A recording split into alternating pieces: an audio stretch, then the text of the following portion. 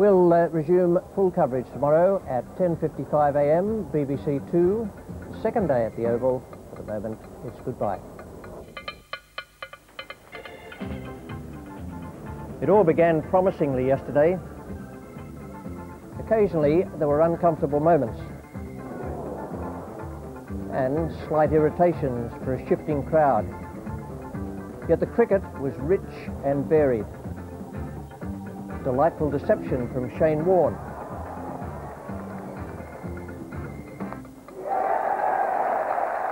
Then power and certainly some promise for the weekend and for the winter ahead.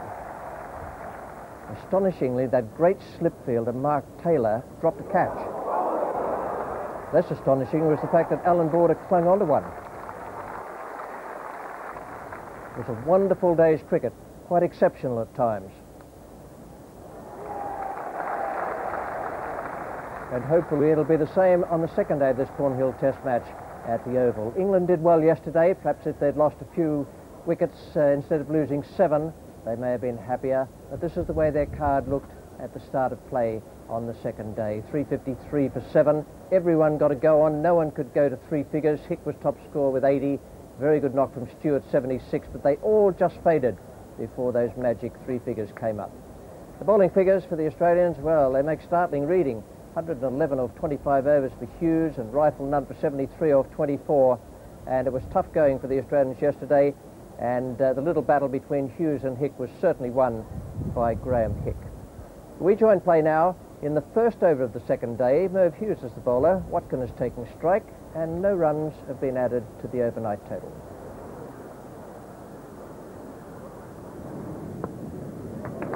And there's some for the scorebook straight away.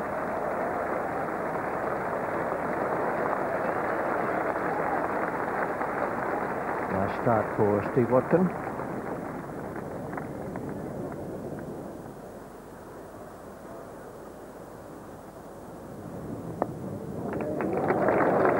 That's another good stroke for 4. So Watkin has picked up 4 and Fraser has matched it in the first 2 overs this morning. Each time the ball's pitching, well, round about Midland leg or leg stump.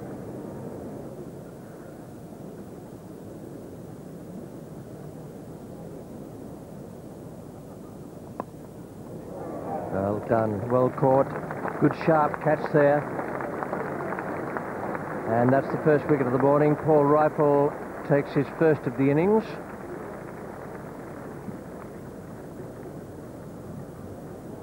Steve Waugh, the man taking the catch.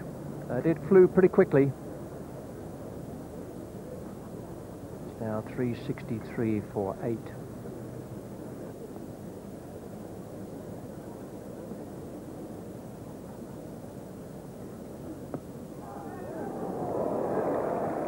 Like inside edge on a pad. Indeed it was. 1 to Peter Such, 1 to the total, 369 for 8 now, 21 to Fraser and 2 to Such.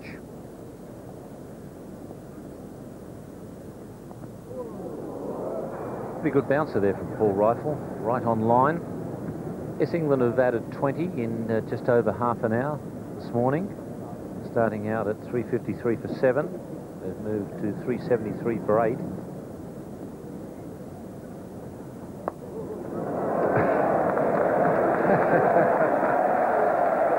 Well, that's a challenging move by Peter Such. I think he was more frightened of Merv feeling the ball and throwing it back at him.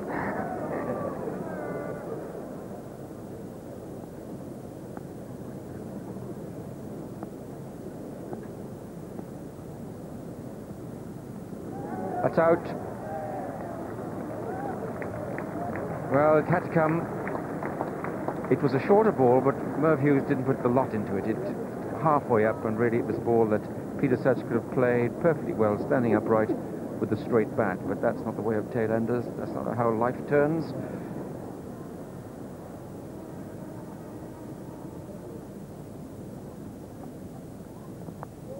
That'll do. That's fair enough. No point in padding up and blocking while Devon Markham is at the other end. Might just as well throw a bat at it and take a chance. 4 runs. He's bowled him. So it's all over. Fraser bowled for an excellent 28. England 380 all out. Devon Malcolm, not out. 380 all out, and I reckon the Australians would have settled for that at the start of play. Certainly they would have at the start of yesterday's play. Today, Fraser a good knock for 28, Watkin 13, Such 4, and Malcolm no score and unbeaten. 17 extras in that 380 total, and the bowling figures for the Australians, Hughes and Rifle, the only men used, with the remnants of the second new ball, 3 for 121 and 2 for 88 respectively. We join play now in the Australian innings. It's the first ball. Devon Malcolm, whom many thought should have been in the side before this, is the bowler, and Mark Taylor is taking strike.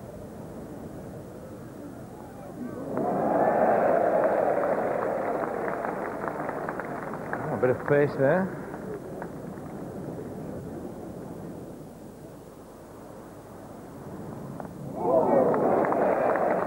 Got a cover and a mid-on, and I think it really could have put another one in a catching position while the ball's so new. We can risk the odd for it early on. A lively few balls are just what England needs. If you look at the field they've got set now, the forward short leg, who I didn't actually recognise him at first. I think that's Gooch has the helmet on at forward short leg. That's an unusual position for Graham Gooch. I don't think I've ever seen Gooch do that position. Have you, Tony? No, I haven't.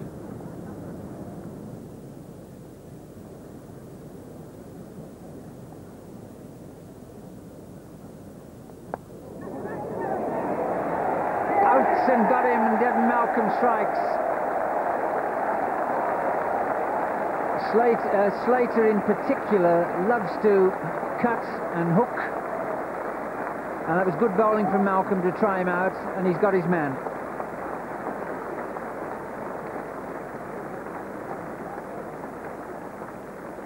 Well, you could say that was a good ball to knock it in short and test the batsman for a bouncer, or you could say it's a sloppy shot.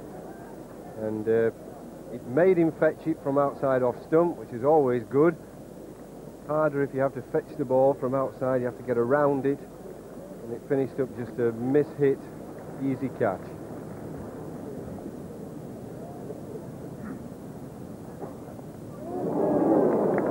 Well, it's the unsettling effect of Malcolm here that got David Boone at that.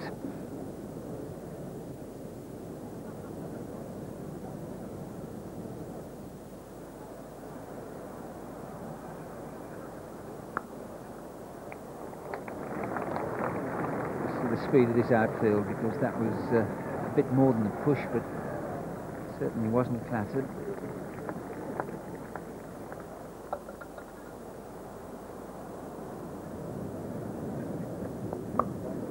Deliberately played, and quite close to all sorts of things. In fact, it's all the way.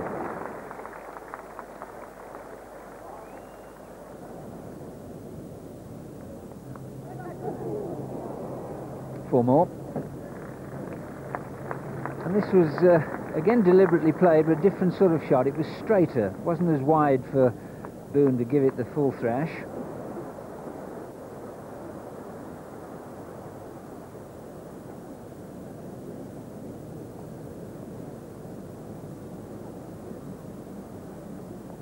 Now, that's the sort of pace that Geoffrey Boycott was speaking about. It's almost drawing Australia into shots that they haven't tried to play all the series because they haven't needed to.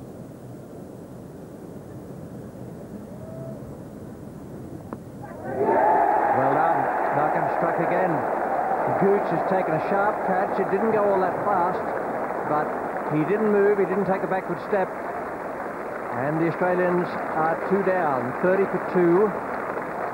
And once again, Malcolm is impressive. Yes, I think it just shows you what extra pace does.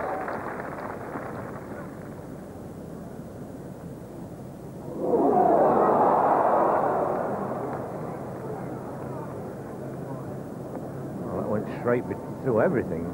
Probably went over the top of the stumps, I would think. Certainly surprised Stewart as well.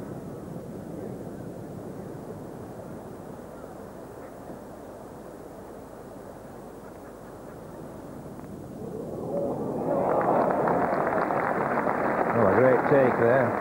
Stewart.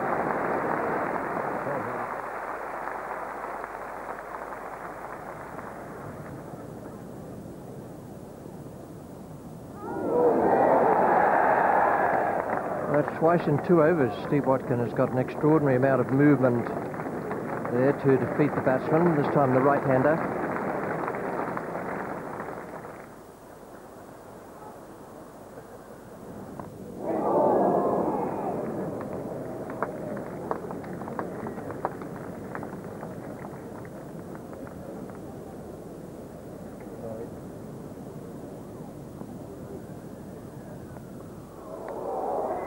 Great performance from Devon Malcolm there. He's picked up both wickets. Slater and Boone, Taylor and Mark Waugh had plenty of torrid moments there. 42 for 2 Australia at lunch. Good performance from England, and just to underline it, Malcolm 8 overs 2 maidens and 2 for 22. We join play after lunch in the 3rd over. 2 runs have been added, and this is Angus Fraser's first ball back in Test cricket. He's bowling to Mark Taylor. Oh, lovely shot. Over pitching.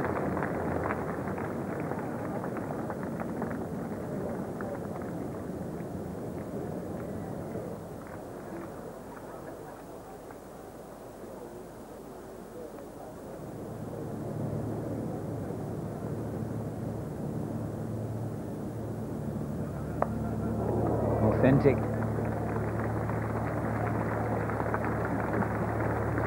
Undoubtedly, Mark Waugh does hop around against some of the short stuff, but he's not afraid to take it on.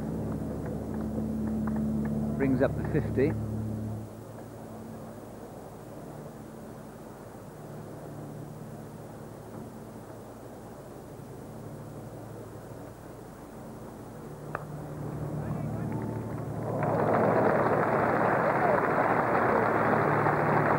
One thing that England are well blessed with in this match, and it's young fielders of great quality. Oh, got him! Fraser strikes. What a lovely delivery, lifted from almost nowhere, and the disconsolate Waugh cuts the pitch short of a length where it's pitched, but what a delivery and what a return for Fraser. And now Australia 53 for 3. Well, it was a beauty. Brilliant bowling. It's Angus Fraser at his best. That's not the pitch, that's Angus Fraser hitting the seam from that height, the extra bounce, and it's done Mark Waugh easily. Look where the keeper took it.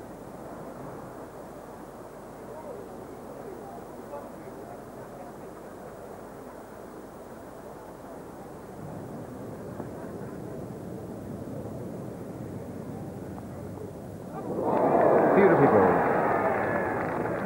It's further up in the air longer, and it whistled through Taylor's guard.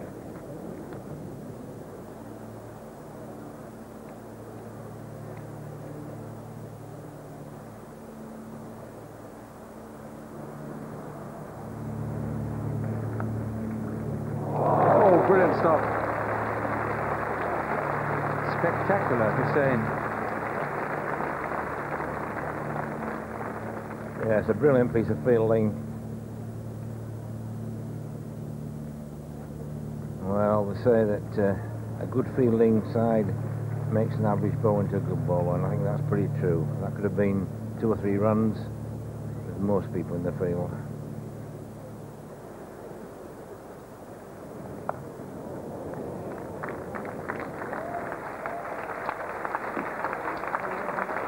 And these two batsmen, pugnacious really off the back foot with these short pull shots, short arm pull shots.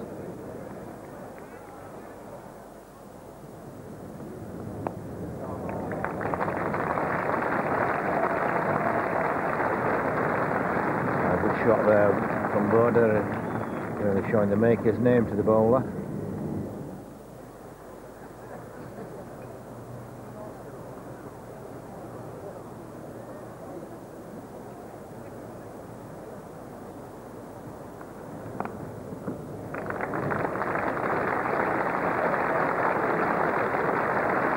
And that's the class of player. A little bit of width, and it's 4 runs, and it's 50.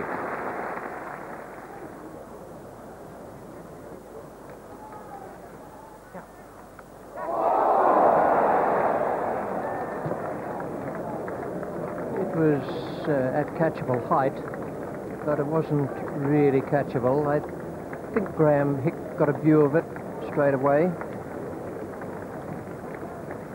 Just wide of his left hand.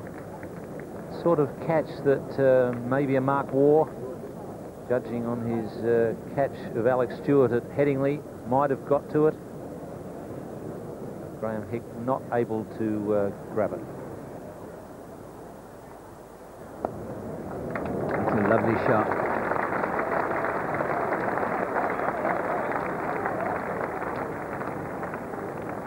Some left-handers don't groove their cover drives, but the face of the bat dictated the direction of this perfectly.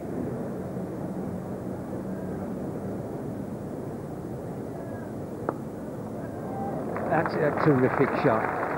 The footwork was perfectly executed. The timing was there, and what placement!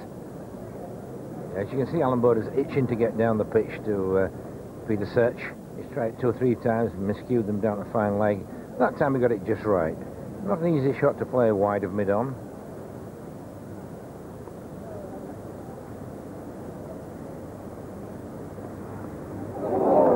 Now that wasn't only a curious shot, it was a nothing shot, because I don't think there was any intent on Alan Border's part to play at this.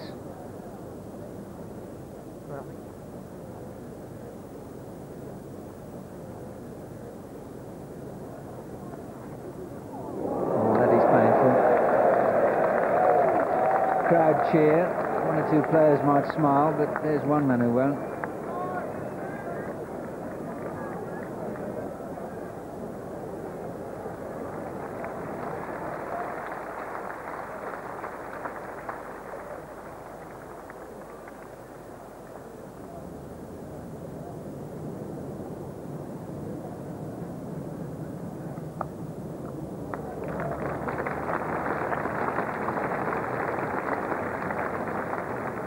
The 16th boundary of the innings, and the 9th for Mark Taylor.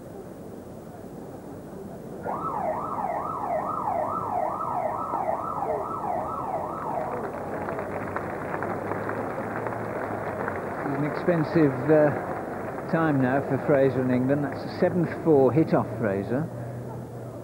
Australia's run rate now just over 3. Beautifully bowled. Squared his man right up.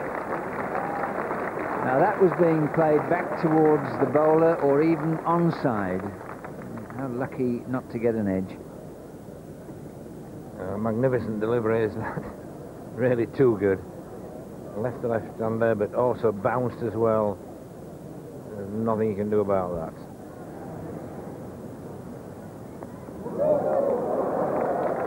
That's testing Stewart, and he's having a spectacular and a varied day behind the stumps, but he's doing well. Well, there are not many wickets where you see a keeper having to jump that high to take a ball. Oakes, he's got his man. Well, what a way to get him. Caught by Nasser Hussain, and Devon Malcolm's deserved that wicket, but perhaps not the orthodox way to get a left-hander out. They all count. 132 for 4. Yes, the extra pace has done it again. Certainly looked a different game again when Devon Malcolm came back for this over. And why he got that wicket is because he got the batsman on the back foot again. 1 or 2 very good deliveries, the bouncer, and really getting the batsman playing off the back foot.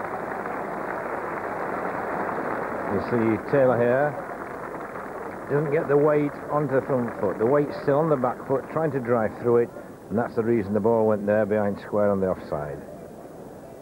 2 runs headed to take it along to 134 for 4 at tea. Mark Taylor, good knock from him for 70, and Border is still there, gritty innings for 31, but the Australians are struggling at the moment. The bowling figures indicate just why. Malcolm 3 for 37 from 12 overs and 3 maidens. A great comeback to the Test team, and Fraser and Watkin, each of those have bowled very well. We join play now after tea. It's the 3rd over, 2 runs have been added. Steve Waugh is taking strike. Devon Malcolm is the bowler.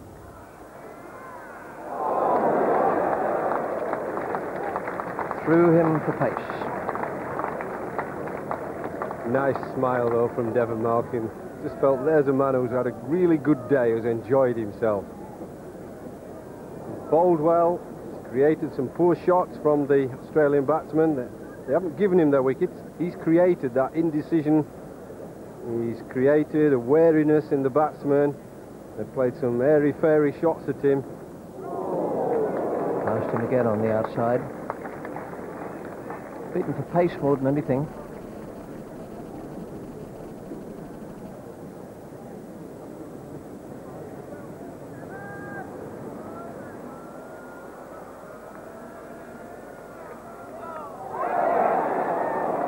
No ball called. Well, it was beautifully bowled. The direction was perfect. Right up under the armpit.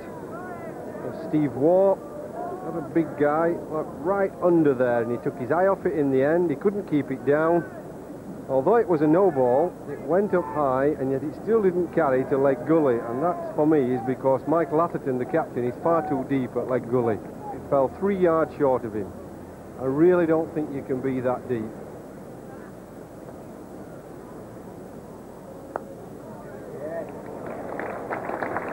Fine stroke from Border.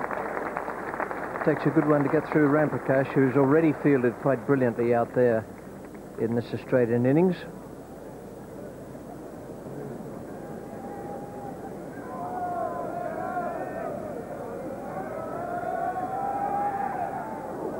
That's well bowled. That's one of the easiest looking deliveries Malcolm has bowled. Easy in the bowling action sense.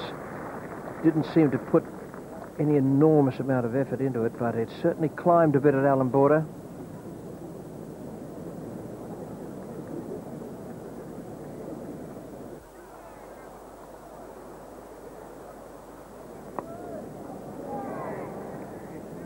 That's a beautiful stroke. It's very, very strong on his pads. Most batsmen are on his pads and well up, just allowing the stroke away off the legs.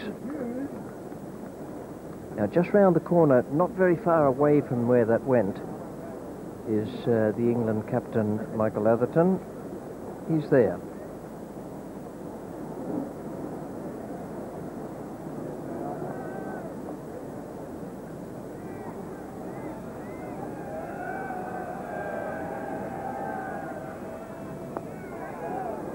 Done it again. That is the weakness in Devon Malcolm's bowling.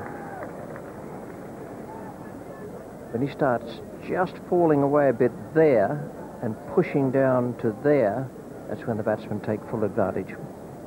Yes, I think, Rich, it's when he tires a little bit. Pretty hot out there. It's a long day. I think he's given really his very best. There's a lot on the line, not only winning this test match, but we kept mentioning a tour to the West Indies. I just wonder when he starts to fall away, it's when there's just a little bit of tiredness creeping in. That's why I'd always bowl him in fairly shortish bursts. Keep him as fresh as I can for explosive pace.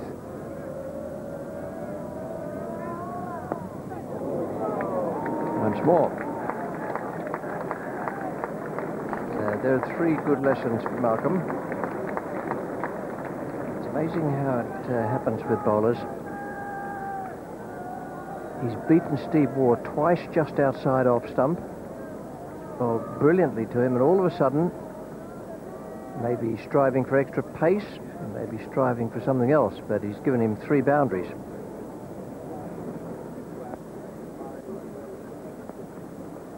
Very well bowled. Fraser has done it again. Looked a good one too. Hazard might just have left Steve Waugh a little. He's hit the top of the stump. Steve Waugh has made 20 from 36 balls, and Border now has a problem. He's 40, and the Australians are 164 for 5. Fine bowling by Angus Fraser. He played down the wrong line. It probably just pitched off, hit off, just held its line a little bit, going away. Got Steve Waugh playing inside of it. He's a very good bowler. Height he's got, bounce, accuracy. And now we have Very interesting afternoon in front of us. Ian Healy is coming out to join his skipper Alan Border.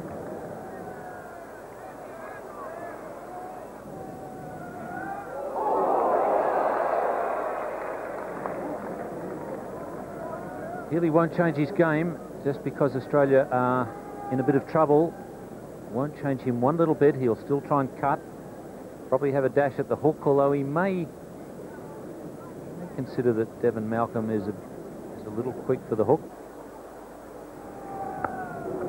Oh, what a shot.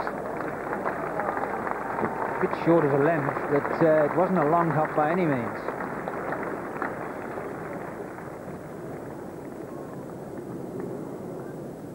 Good footwork there from Border. He was quickly into position. Certainly wasn't that short, but you can see that back foot. He's gone back a long way just to give himself an extra foot or so.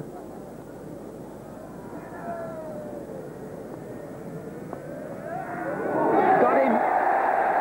Fraser again. Alex Stewart again. Border goes, and that is Angus Fraser's 50th wicket for England, and what a comeback.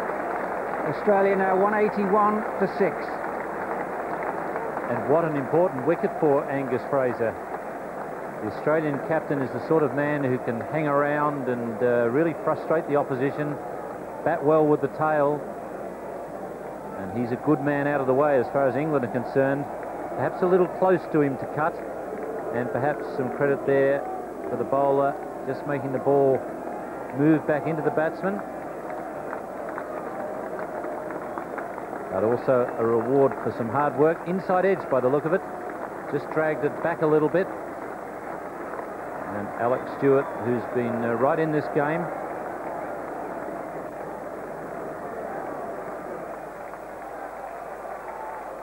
.181 for 6, and you might have noticed Ian Chappell, but that saves the follow-on for them. After that comment, Jack, my thoughts are unprintable. Save the follow-on. Oh, that was close. And it's almost time for Steve Watkin to be in on the act.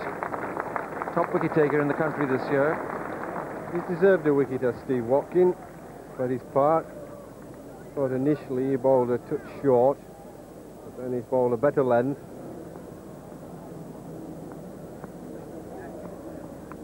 Oh, and that's the outside edge, and well stopped at third slip by Nasser Hussain. Well, Angus Fraser drew Merv Hughes wide. Played a ball he could have left alone. It was over 2 foot wide.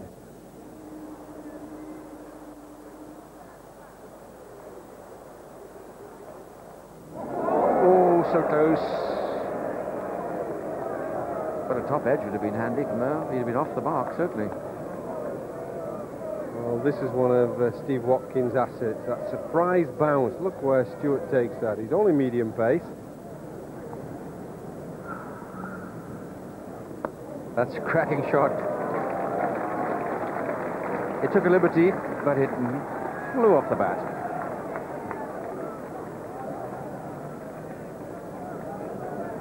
Four runs, and Steve Watkin is a chastened young man. Well, it's just a good old-fashioned whack at the ball. He thought it was in his area where he could hit it, and that's what he did.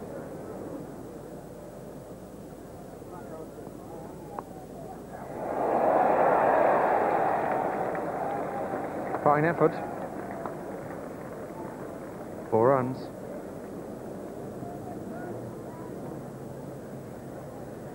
Hussain dives in the gully. Looks as if he almost made contact. Very spectacular dive, but the ball whistled away for 4.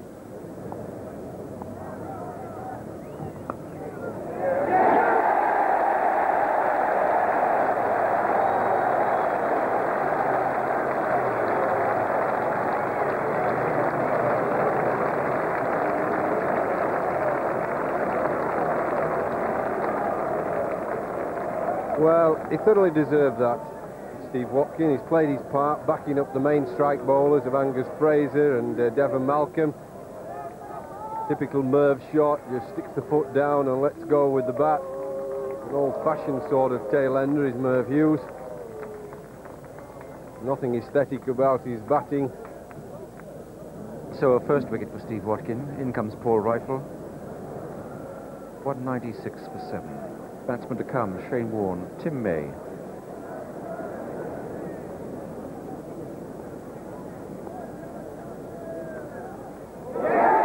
Caught Maynard for Watkin.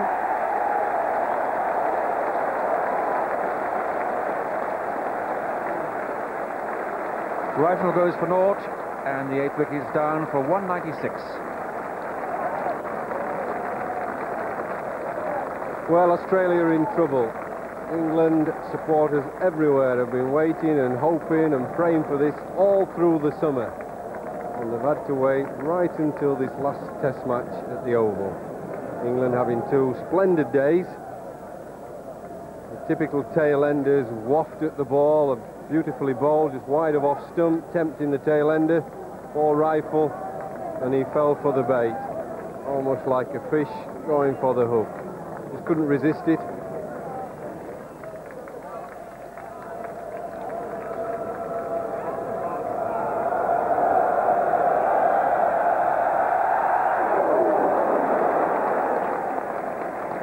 Good line, good length.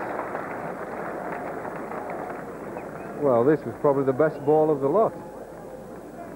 It was wasted on a tail ender.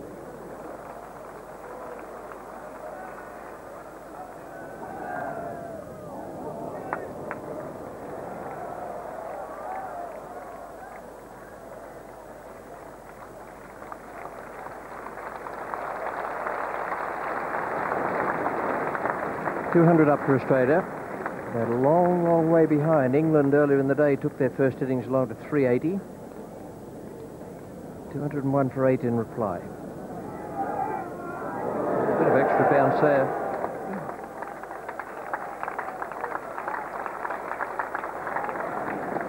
Well, that's a great delivery again, just short of the length. And look at the height of that dot. Went past the batsman, chest high.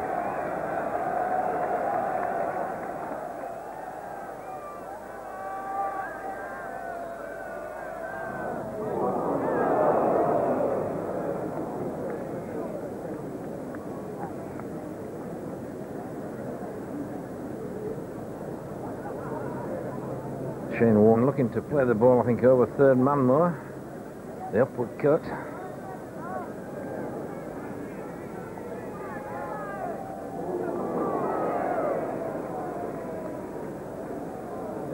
I don't know that Healy be all that impressed with Shane Warne's stroke play. Healy might prefer him to stay there, make certain he doesn't get out.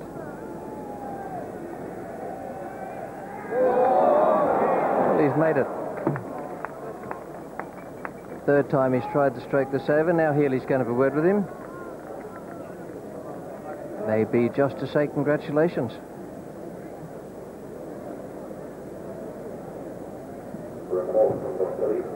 Yes, he's had many attempts.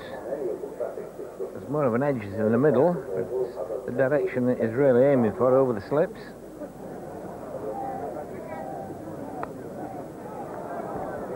Square drive by Warne. Devon Malcolm is the man coming around at deep 3rd man. 3 is what they'll get.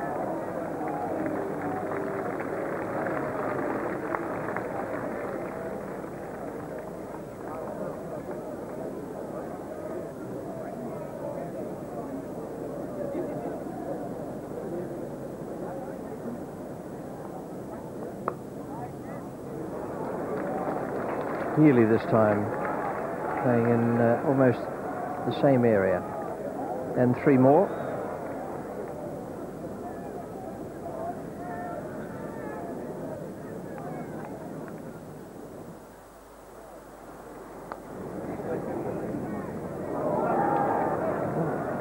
Be 2 at least. It's very well run. 3 for that, because both men got through the first one very fast.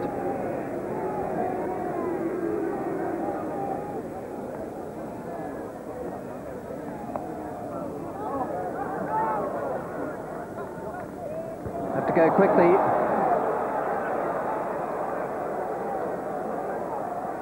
There's a misunderstanding there with the batsman. Now Warren has added 3 to his score.